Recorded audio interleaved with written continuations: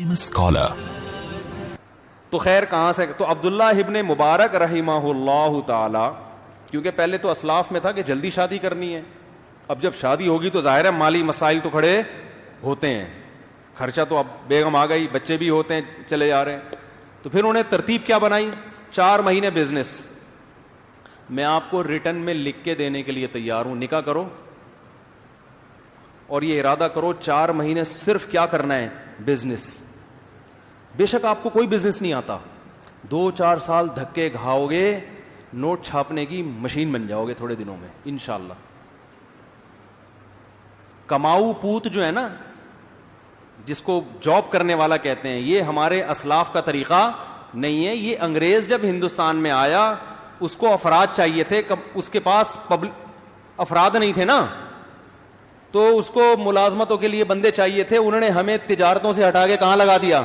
Clerk بنا دیا کسی کو، ٹھیک ہے نا، کسی کو کچھ بنا دیا، کسی کو کچھ بنا، اور 1.5-2 لاکھ کوئی مینیجر بنا دیا. تو اس کو اب مینیجر کا ساری نالج سے فائدہ کون اٹھاتا ہے؟ وہ جس کی فیکٹری ہے یا جس کا بزنس ہے. ہو سکتا ہے وہ انگوٹھا چھاپ ہو، پیسہ آئے گا نا تو مینیجر MBA لڑکے ملازم ہوں گے آپ کے، پیسہ نہیں آئے تو خود MBA بن کے کسی جاہل کی ملازمت کرو گے. کیا کریں یار، کوئی ڈنڈا منڈا ہونا چاہیے صرف دکھانے کے لیے. اب یہ ٹاپک چینج ہوتے ہیں نا، تو جس ٹاپک میں گھستا ہوں اس کو اگر ادھورا چھوڑ دوں تو پھر مسئلہ خراب ہو جائے گا. دیکھو آپ پڑھو ضرور، پڑھنے کا مقصد آپ کا نالج ہونا چاہیے. جو پڑھا لکھا آدمی ہے وہ معاشرے میں اچھا سروائیو کر سکتا ہے، لوگوں کو اچھا گائیڈ کر سکتا ہے. وہ بہت سی غلطی اس نیت سے پڑھو. پیسہ کمانے کے لیے اگر پڑھتے ہو تو بے وقوف ہو. پیسہ صرف کس میں رکھا ہے اللہ نے؟ تجارت میں رکھا ہے. سمجھتے ہو کہ نہیں سمجھتے؟ اور اپنی اولاد کو بزنس دے کے جاؤ، فری پھوکڑ میں تمہاری جگہ آگے، تم سے 2 ہاتھ آگے نکل جائیں گے. آپ ڈاکٹر بنے، اپنے بچے کو ڈاکٹر بنا کے جاؤ گے نا تو اس کو اتنی ہی محنت کرنی پڑے گی جتنی آپ نے کی ہے. وہ 0 سے شروع ہوگا. لیکن بزنس دے کے جاؤ گے تو جو آپ کا آخری سٹیپ ہوگا بچے کا وہ پہلا ہوگا، اور 3-4 نسلوں کے بعد خود سوچ لو کیا ہوگا. وہ سارے تجربے کر کر کے مختلف لوگوں کو پہنانا سیکھ جائیں گے.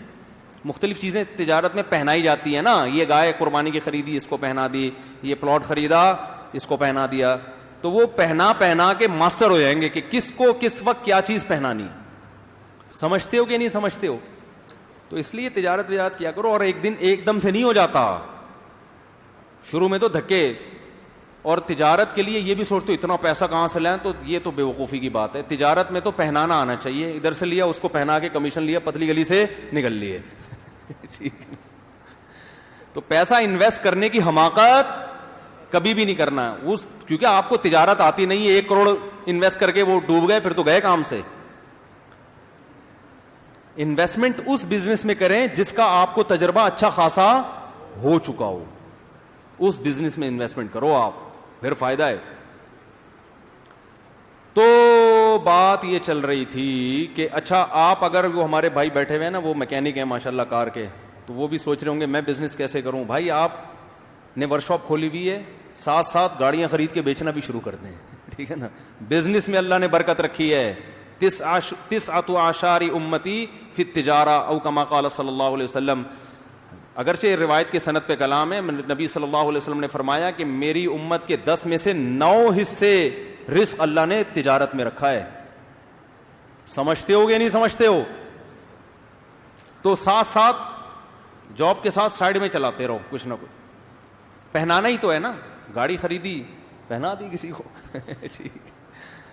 تو اس میں آدمی محنت کرے. تو عبداللہ ابن مبارک رحمہ اللہ تعالی وہ کیا کرتے تھے؟ 4 مہینے صرف اور صرف بزنس. اب یہ نہیں کہ بزنس ہی کے ہو کے رہ گیا باقی کوئی کام ہی نہیں ہے. تو 4 مہینے تجارت سے جو ارننگ ہوتی تھی وہ اپنے بیوی بچوں کے لیے. بھائی اب سال بھر بیٹھ کے کھانا ہے.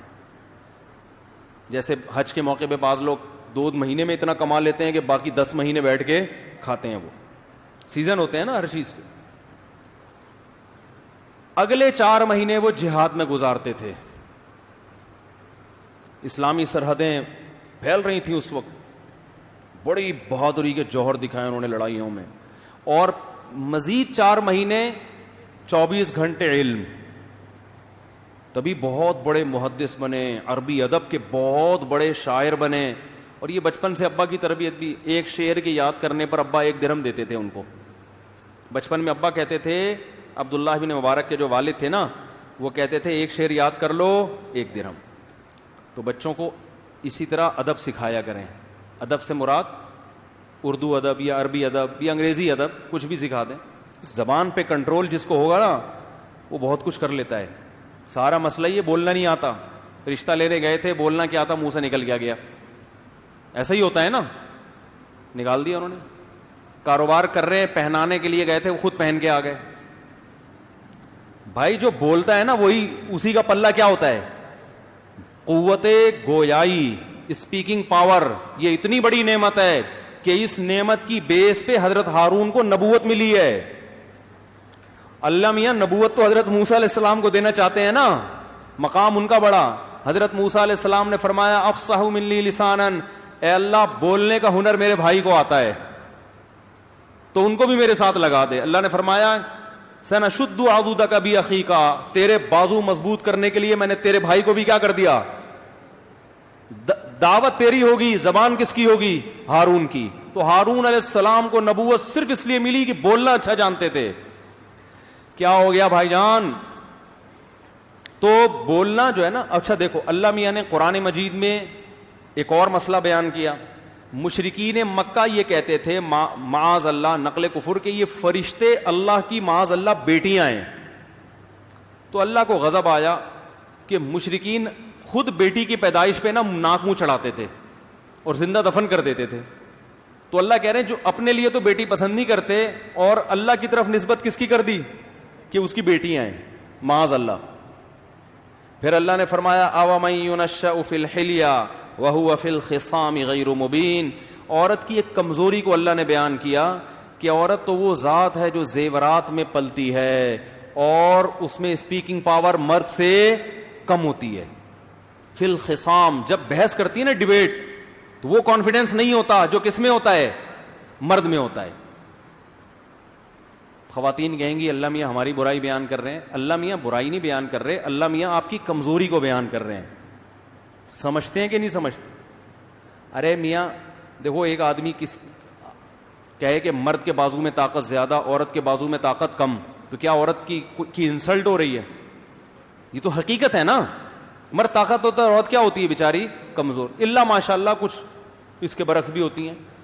تو بعض عورتیں مردوں سے زیادہ ذہین ہوتی ہیں, ان میں بولنے کی طاقت مرد سے زیادہ. امی عائشہ رضی اللہ تعالی عنہا جو تھیں وہ تو صحابہ سے زیادہ اچھا بول لیا کرتی تھی, ذہانت بھی بہت سے صحابہ سے زیادہ تھی.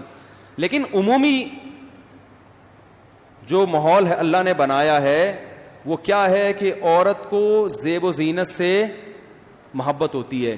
تو یہ بھی ایک عیب ہے, اگرچہ یہ اس کے لیے عیب نہیں ہے, اس کی فطرت کا حصہ ہے, لیکن اس کی فطرت کا حصہ ہونا بھی تو ایک عیب ہے نا.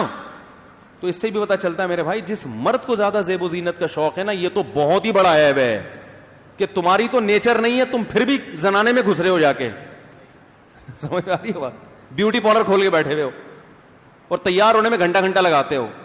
یہ میں اتنا جو بولتا ہوں نا, مرد کو زیادہ بیوٹی نہیں ہے, تیار ہونے میں گھنٹہ نہ لگاؤ, تو لوگ کہتے ہیں یہ کوئی کبیرہ گناہ ہے جو اس پر اتنا بول رہے ہو. او بھائی یہ نیچر کے خلاف ہے, اللہ کو یہ چیز پسند نہیں ہے.